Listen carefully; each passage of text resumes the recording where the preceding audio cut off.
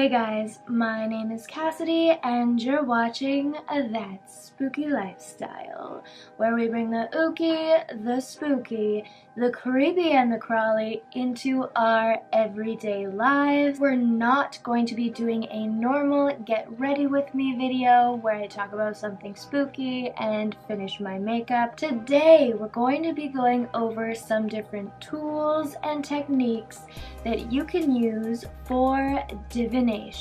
This video is not going to be about whether it works or it doesn't. This is specifically just going to be telling you about the different options that are out there in case you want to try something new. I've only chosen a small chunk of the divination tools that are available to you, but I would love to make this a series and really show you guys all the different options that are available. So if you enjoy this video and you want to see more, definitely give it a thumbs up. But if you're ready to get started, let's dive right in. So, divination. What does that actually mean? Divination is the practice of seeking knowledge about the future or the unknown by supernatural means. Needless to say, it fits right in on this channel. When you say the word divination, I think most people either think of a crystal ball or tarot cards. Now, I love tarot cards. I use them all the time. I have literally 3 new decks on the way, and I also just got this one. But actually, we aren't going to be talking about tarot cards today. I wanted to pick more creative means of divination because this is so well known, and if I was going to do a video on tarot, it would be very involved. And a very long video and a separate one by itself. Definitely let me know if that interests you though. The first divination technique we're going to be talking about today is Bibliomancy, or book magic. So this is a type of divination where you take a book. Some people use spiritual scriptures like the Bible and other religious texts, or what you can do is just take regular books. And actually, from a lot of my research, people say that regular books actually work better than spiritual books because their messages tend to be more specific. Whereas if you use a book like a spiritual book, it can sometimes be very general. Something to consider. So how this divination technique works is you take a book, any book. I've got some with me here. For example, this one is an H.P. Lovecraft book. I love reading spooky stories like this. So what you do is you take a book and you randomly select a page. Now remember, there's different ways you can do this. Some people, flip and pick with their hand.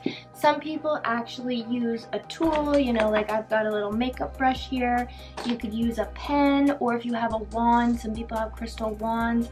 Some sort of tool that means something to you. It should be something that has value to you or just makes you feel good. If everyday tools like pens, resonate with you, that's the tool you should use. Definitely try out different techniques. I find a lot of times when people are trying new sort of witchcrafty sort of techniques, they will give up right away if it doesn't work the first time. In regular life, in your profession, when are you good at it the first time? That's not a thing.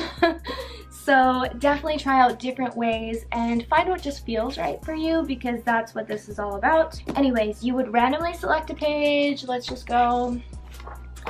Okay, I've randomly selected my page, and then you can, sorry, my dryer's on. And then, move your finger or your tool down and then stop. And some people will choose to read into just the word that they've chosen. Some people will read the whole sentence, and some people even read the whole paragraph to decide if that's going to be their answer or what they selected for the day. And you guys want to see what mine is? Literally flip to a blank page. So, and this is my first time doing it. I don't practice bibliomancy myself, but if I did do something like this, where I hit a blank page, I think this is a great example actually. This would tell me that I need to A, not do my first practice on camera where I'm not paying attention to what I'm doing. And B, maybe next time I should try using a tool that means something to me or that I use a lot. You know, let's try again. Let's see what we get this time. Some people also won't flips or use their finger. If you're using a tool, sometimes people will randomly slice it between a page, and that's how they select it. And then, you know, left or right, depending. You can try a bunch of different things. I'm just going to select this, and I landed on the word colonies, and I'm going to read you the entire sentence that I have. But if you exist, entire families of you, colonies of you, then you can't be an aberration. You're within the realm of nature's possibilities. So that's kind of a cute passage to get. When you do this, a lot of times people will ask a question, whereas I just randomly went through. So you can do this in a way where you just kind of randomly select a passage for the day to think on, or what you can also do is ask the book a question, like what do I need to focus on today, how can I better myself, or things like what's my first step to taking, you know, getting a new job, or what's blocking me from reaching my goal. Any questions like that you could ask, and then flip through the pages and find a sentence randomly that you would kind of think on. Not only should you try different tools and different techniques, you should also try different books. So I have this one here, but I also grabbed the Witch's Almanac, and this would also be a really good idea if you wanted to do bibliomancy for a spell that you wanted to do that day. You know, like what spell should I do to enhance this or this? Or, you know, if I said, what spell can I do to bring in more finances, to make me more money? I want a spell to do that. So let's, you know, flip through our book. And you can either, again, flip or just take your tool, and I'm actually going to go on this side again and just kind of till you feel like you should stop. Okay, so the spell I landed on was the spell for September 8th, and it says Back to School Success Spell. Back to school energy is in the air, making it a wonderful time to embark on a new course of study. If there's a topic you feel drawn to explore, or an area in which you'd like to hone in your skills, be it magical or mundane, use this incantation to marshal support for your studies. Fill in the blank with your topic of choice. It says, I call upon the spirit of fill in the blank as I embark on this path of study, new learning, and growth. Ignite my curiosity, help my thoughts and actions flow. May all I learn expand my view and hone my talents true. So this is a great spell. Maybe this would be telling me that I need to learn a new skill to help increase my finances, like a skill that I could put towards, you know, either my profession or a side hustle, things like that. Again, this is my only like third time trying it, so you definitely need to practice, find what works for you. But yeah, when I came across that divination technique, I thought it was really fun. I think it's one you don't hear of a lot, because there's definitely some dominating kings in the divination world, but I did want to talk about some other ones that I personally found really interesting. Moving on to the second divination technique, which is bag magic. So basically how this bag magic works is you take a little bag, anything you have lying around will do. I get a lot of these little charm bags whenever I buy something at a metaphysical shop or a new age shop. I feel like they always put crystals and stuff in these, so I have a bunch of them. And you can use whatever you want. You can use actual crystals, like I have this little rose quartz one here, but I also have things like, ooh, sorry, the crystal's running away. This little necklace pendant that's on the back of a, actually like a beer bottle cap. I got this at a trade show one year, and it's got a little map on the inside of it, and I thought that was really cool. So what you want to do is basically gather, you know, 5 to 20 in there, little knickknacks, pieces like this that mean something to you. And what you would do is you would write down a value for each of these. So this, it kind of reminds me of travel and adventure. You know, it's got the map, it's got the beer bottle cap, reminds me of like good times, you know, going out with friends, being adventurous, seeing the world.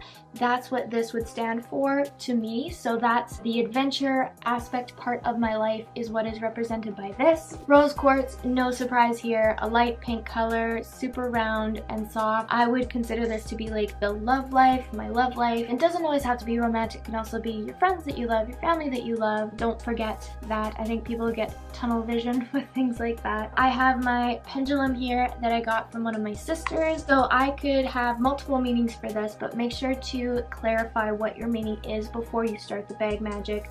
This could, for me, easily mean decisions. It could be, you know, the choices in my life. It could also represent family because it was given to me by a family member. Or it could also, you know, represent the future, my future, because a lot of the times you use pendulums to predict the future. So one item can have multiple meanings, but make sure to be very clear before you do your bag magic that you know which one you're working with it. So try to assign one meaning to it and just keep it as that, whichever one is the strongest for you. To me, I think choices is the strongest connection here because that's what you use a pendulum for. Just makes sense to me. I then also have this kind of rock crystal that's a light blue. This kind of reminds me of relaxation and, you know, taking it easy. So maybe this is kind of like my vacation, unwind sort of part of my life. You know, you can do very many things like that. I've got this ring too as well, and it's the, I don't know if you guys can see that, it's the ring from Lord of the Rings. Like, it actually has like the writing around it, and I got this in a toy set when I was a kid. So to me, this would represent childhood and when I was younger and things like that. So,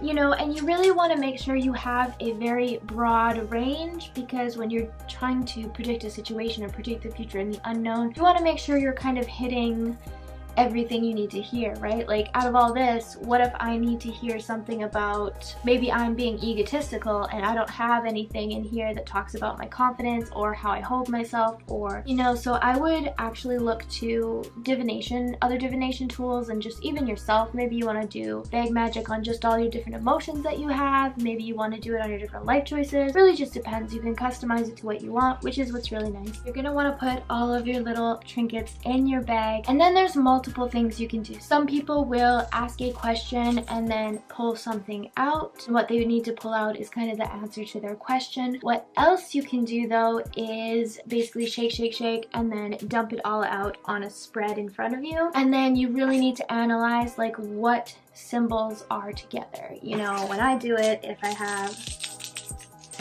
what I see is my choices is right next to the necklace piece that I have for my travel. So maybe, you know, I'm trying to make a decision about traveling, or I want to travel but can't. My childhood symbol item is kind of off by itself, way far away from relaxation. Relaxation is away from childhood and my choices, and travel, it's very much on its own, as well as my love, way off by itself as well. You know, looking into things like that, depending on the question you ask, what you're getting. This one, again, very personal, very depends on what each item means. There's also like literal charts that you can print out and lay down, and then when you throw the stuff, if your childhood lands on, you know, maybe the personal section of your chart, it's something that you need to reflect on. Like, there's different things that you can do in that sense too, also when you're beginning or starting, just to help you out a little bit to read and understand what it means. But I think this one is a really fun one because it's basically just a bunch of tokens that mean something to you, or a bunch of rocks that mean something to you, or pebbles, you know, anything small. Maybe it's jewelry, maybe you put all your favorite earrings in here, you know, like anything. You can really do anything with this one, and I just think it's really cool, and you can make it super personal and as intricate or easy as you would like. If you wanted to be like, what do I need to focus on today, and then mix, mix, mix, mix, mix, mix. I need to focus on choices, but also this childhood ring also just popped out, so maybe I need to think of these together, or I need to look to my past to decide on what I need to make a choice about. You know, like, there's different ways you can interpret it, and obviously it takes some practice, but I just thought this was a really neat, fun one, and I would share it with you guys. The next divination tool we are going to be talking about is called Scrying. Now, the funny thing is, this is actually what we're doing when you gaze into a crystal ball. It's called scrying.